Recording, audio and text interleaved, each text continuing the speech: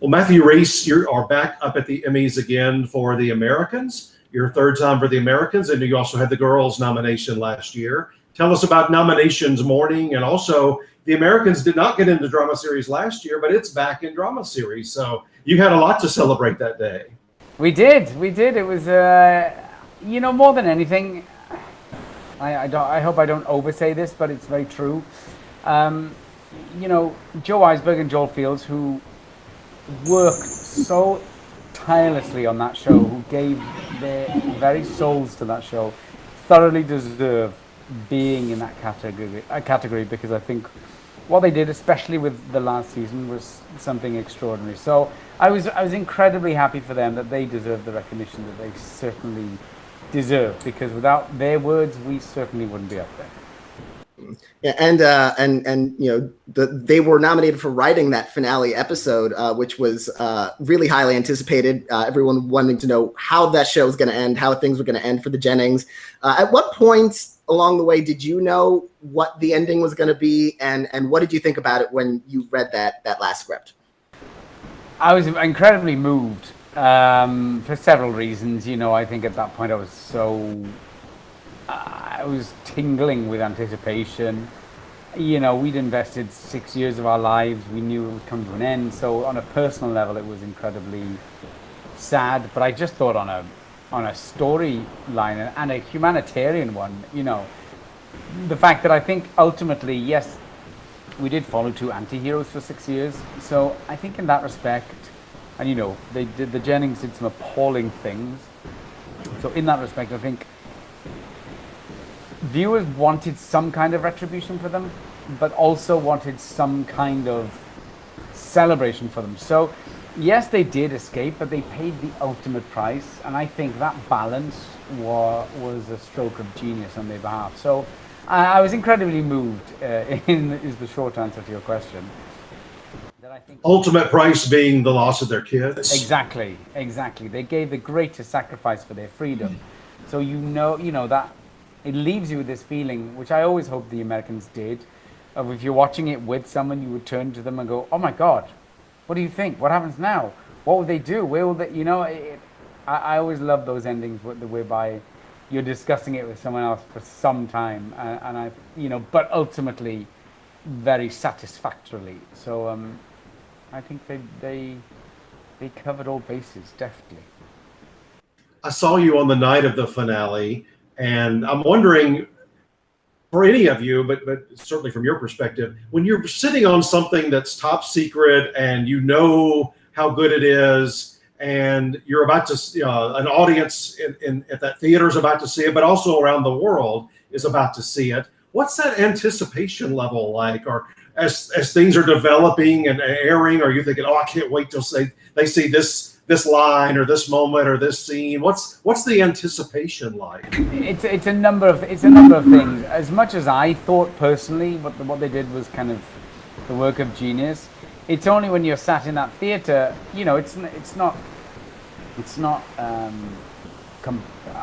I wasn't 100% in my belief. You sit there very worried, because you hope that those people who watch this incredibly difficult show to follow for 6 years will be satisfied also. So I was incredibly nervous, going, "Oh my God, I hope they like it. I hope they feel as satisfied as we do." It was nerve-wracking I never watch my own work anyway, but to watch the end of something you've worked so long on in an enormous auditorium with a number of people, it was terrifying for so many different reasons. And one of the moments I think everyone had been waiting for on the show for all 6 years came in that finale episode when Stan finally is able to confront the Jennings about finally knowing the truth about them.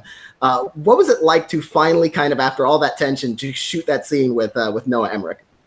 It was kind of amazing to me. There was this one line where I say to him, he's been pointing the gun at us for a moment, and I just eventually say, "We had a job to do." And I found that line, I still do, I found it so moving, that its simplicity was, he was so honest with Stan in that moment that he went, "Look, that's all it was we had a job to do." He kind of encapsulated the complexity of this mountain that stood between them by just calling it for what it was, which was they had a mandate, and that's all it was. I just think that line was incredible. Something you do that's just masterful in that scene, in that moment even, is it starts off when you see him walk in and the three of you react, and your lies start in immediately. You're so programmed to just lie to get out of whatever situation you're in. And there's that beat of time where you just change your whole body completely, your shoulders, your body, it just kind of drops, and it's a motion of enough with the lies. I'm just going to tell you the truth. Yeah, I mean, it was the culmination of so many things and so many years. You just had to kind of believe that moment, and it did the work for you, really. And there was great relief in saying it. I think that it was an emancipation for Philip in many ways. In that moment, he kind of goes, "Oh, there's such freedom in that moment for them." That was great relief. And I keep going back to it. I just think the writing was incredible. And what's interesting about the ending is that there's a certain finality towards it, but it also feels like, the characters are, Philip and Elizabeth are alive, their children are alive. So like it's open to imagine what their lives will be like in the future. So I guess what I'm asking is that will Robert Mueller eventually indict Philip and Elizabeth for what they did in 2016 in the election? Quite possibly. Or you kind of see Philip, you see Elizabeth Jennings training a young agent on how to penetrate the NRA. I don't know. I go through these daily changes of what Philip and Elizabeth are doing in Moscow, and whether Philip has killed himself or killed Elizabeth or has just chosen to live a simple life in the country, or he's already making his way back into the United States under a pseudonym and alias and disguise in order to apologize to Henry. But that's what I loved about the open-endedness of it. It had great finality, and it had great scope. That scene we just talked about in the garage, you had two big garage scenes this year, maybe more than that, but the other one was a couple of weeks earlier, and I could hardly even keep my hands out in front of my eyes on that one. What's it like shooting such a gruesome scene as you did a couple of weeks earlier? You classic Americans. It was like I don't even remember that scene when we folded that young girl into a suitcase. They more often than not, in the second or third season, they more often than not descend into farce. And I remember we were really running out of time shooting that one. We had to get out of that location, so it was a real sprint. So the director, who's an old friend, Stefan Schwartz, just started shouting, "They're like, just chop her head off, and you kind of catch yourself in those moments going, "Oh my God, this is madness." So usually, as always, in the more intense, borderline, very extreme scenes, you do find yourself laughing a lot because, I was breaking rubber axes and I was like, new axe! It was crazy. And interestingly, this season, even though it's the last season, the culmination of the show, it was also a season where Philip and Elizabeth spent a lot of time apart, because Elizabeth is continuing on with the work and Philip has decided to run the travel agency at this point. So they're spending a lot of time apart. What was it like working on the Philip character kind of independent from Elizabeth more so than in previous seasons? I think it was shrewd on their behalf. I think there were echoes of the first season where there were real problems between Philip and Elizabeth, and you'd kind of gone this full circle. And it was an interesting path to walk down as to whether they would make it or not, whether you would see them either unite and get through it or ultimately absolutely fall apart and truly adhere to the old cliche of being, divided, united we stand, divided we fall. So it was great. I just thought it was a great dramaturgical tool to have us apart like that in two very different, forks in the road. Because in the moment when Philip does say, "I'm on my way," the payoff is far greater, I think.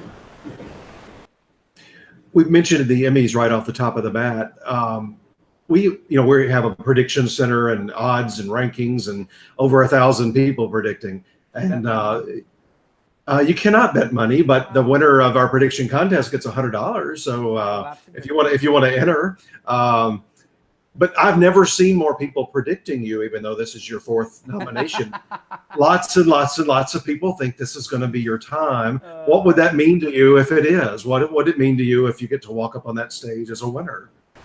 I have to admit, the thought, and this is absolute God's honest truth, as much as, of course, everyone loves to win awards. Since your days in school, everyone loves an award. So yes, especially, to win an award is amazing. But the very act of walking up on stage, having been to the Emmys now a few times, walking up on stage and giving a speech in front of all those people terrifies me. I heard one of the Oscar nominees, maybe last year, the year before, said the only thing more terrifying than losing is me winning and having to walk up those steps and make a speech. 100%, 100%. It's, I remember the first time they were about to read out the names, and I thought I was going to pass out because I thought, oh my God, if I do win, I'm going to have to walk up and give a speech. And you see so many people do it so effortlessly and calm. And I honestly thought, I'll either throw up or pass out. And it was weird. When I didn't win, there was this enormous wave of relief in a way. You kind of go, oh my God, thank God. So some people follow our odds a little too closely, but a lot of people are predicting you. Oh, well, that's very, very nice, very flattering. I was working with recently who kind of went, yeah, you might just get it because, it's the end of 6 seasons. So it's like them just giving you an award for being away from your kids for that long. You kind of go, oh, right. Oh, well, that's one way of looking at it. I don't, it's an odd one. And also I kind of love what Billy Bob Thornton said in that speech in the Golden Globes when he goes, "It ain't track and field. There's no clear winner. There's no clear or defining winner. It's all still a matter of taste at the end of the day. So if it happens, great. If it doesn't happen, great." And it did happen at the TCA Awards recently, the Television Critics Association, where the Americans won Program of the Year, Best Drama. Kerry Russell won for her performance. The critics have been behind the show since day one. It's been a big part of supporting the show for 6 seasons. What was it like to get that recognition for this last season from the critics? It was incredible. What's been amazing is that the critics have always got the show. They've been so on board and on side and very much with it. I think they write so well for it. They just get it, and so to have that level of support from the critics, I don't think I'll ever see again. So I was shooting unfortunately in Northern Ireland, so I'm more sorry that I kind of kept Kerry from the moment because she thoroughly deserved that prize enormously. So, to receive that amount of love from the critics was something very, very special to cap off the run we've had with this show. It was we couldn't have asked for more. That would be amazing if we see the two of you with trophies at the end of that night, going through the photography room and the press room and all of that kind of stuff. It would, although I've been told I'll be getting straight on a flight back to Pittsburgh immediately after the ceremony. So sadly there'll be no, whether there are trophies or not, there won't be any martinis. Well, as we wrap up, you told us right before we started, what's this news about Jungle Book? And also tell us about what it's like working. I just think Andy Serkis is one of the best people in the business. What's it like working with him? It's kind of staggering.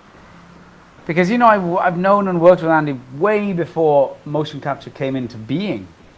And to see because obviously the entire film is motion capture. To see him at work with motion capture is like someone who has truly found their place on this planet, because he does it so effortlessly, and he kind of retains all of this in his head, where so often you're kind of going, oh, I don't know how, I'm not sure how that'll work, and then you see it and you go, oh my God, I get it. That's what he holds in his head.